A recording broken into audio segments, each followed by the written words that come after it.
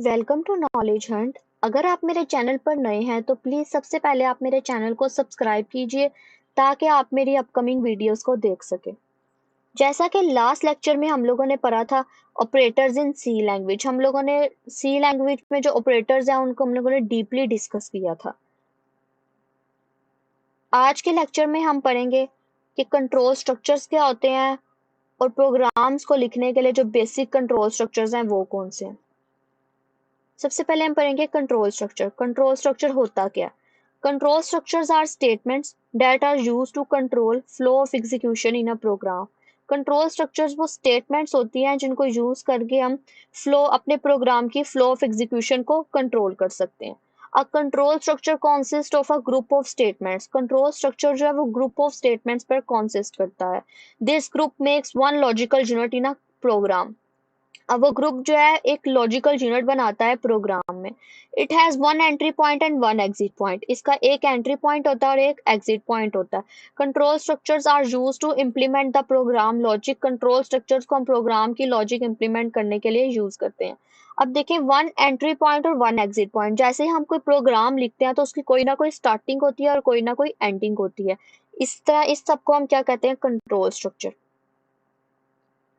Basic control structures for writing programs.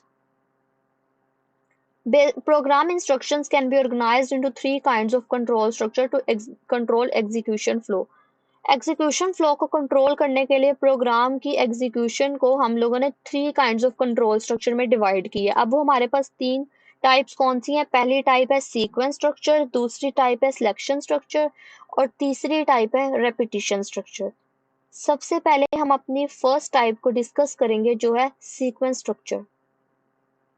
In this structure, statements of a computer program are executed in one after the other in the order in which they are written. अब इस structure में क्या होता है कि हमारे पास जो कंप्यूटर प्रोग्राम की स्टेटमेंट्स होती हैं वो वन बाय वन एग्जीक्यूट करती हैं उस ऑर्डर में जिस ऑर्डर में हमने उसे लिखा होता है। फॉर एग्जांपल, हम लोगों ने अगर फर्स्ट स्टेटमेंट लिखी हुई है प्रिंट एफ हेलो वर्ल्ड और सेकंड स्टेटमेंट लिखी हुई है प्रिंट एफ हाय, तो फर्स्ट हमारी स्टेटमेंट जो है वो हेलो वर्ल्ड की है, वो सबसे पहले एग्जीक्यूटिव होगी और उसके बाद हमारी नेक्स्ट स्टेटमेंट जो है हाय की, वो उसको हमने प्रिंट करवाना है, वो हमारी सेकंड नंबर पर एग्जीक्यूट होगी। जिस ऑर्डर में स्टेटमेंट्स लिखी होंगी वो उसी ऑर्डर में एग्जीक्यूट होगी। ये हमारा आता है सीक्वेंस स्ट्रक्चर में। This is known as sequential flow. इसको हम सिक्वेंशियल फ्लो भी कहते हैं। It is the default structure of programming languages. इसको हम default structure of programming languages भी कहते हैं। क्यों कहते हैं? क्योंकि हमारे जो नॉर्मली हम लोग बाय डिफॉल्ट जो है हमारी प्रोग्रामिंग लैंग्वेज में जो स्ट्रक्चर होता है वो सीक्वेंस स्ट्रक्चर ही होता है। हमारी वन बाय वन जो है हमारी प्रोग्राम की जो स्टेटमेंट्स हैं वो एग्जीक्यूट होती हैं। नेक्स्ट हमारे पास जो है वो है selection structure. In selection structure, program statements are divided into two or more logical groups or block of statements. अब सिलेक्शन स्ट्रक्चर में हमारे पास क्या होता है कि जो प्रोग्राम स्टेटमेंट्स होती हैं वो दो या दो से ज्यादा लॉजिकल ग्रुप या ब्लॉक ऑफ स्टेटमेंट्स में डिवाइड होती हैं। The selection structure chooses which group of statement is to be execute. अब सिलेक्शन स्ट्रक्चर जो है वो चूज करता है कि कौन सा जो है ग्रुप ऑफ स्टेटमेंट एग्जीक्यूट होगा।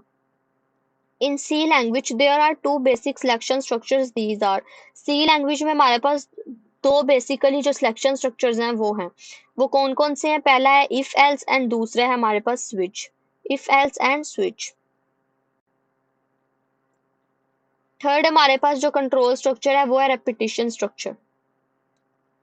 Repetition structure is also called iteration structure और लूप स्ट्रक्चर। रेपिटेशन स्ट्रक्चर को हम आइट्रेशन स्ट्रक्चर और लूप स्ट्रक्चर भी कहते हैं। This control structure repeats a statement or a group of statements in a program. ये control structure क्या करता है? एक statement या group of statements को program में बार बार repeat करता है। जितनी बार हम चाहें उतनी बार वो उस statement को repeat करता है। There are three basic loop structures in C language. These are, अब हमारे पास C language में basically तीन loop structures हैं। वो कौन कौन से हैं? पहला है for loop, दूसरा है while loop एंड तीसरा है do while loop। अब इन सबको हम अपनी नेक्स्ट वीडियो में डीपली डिस्कस करेंगे। अगर आपको इस वीडियो में कोई भी प्रॉब्लम है तो प्लीज आप मुझसे कमेंट सेक्शन में पूछ सकते हैं।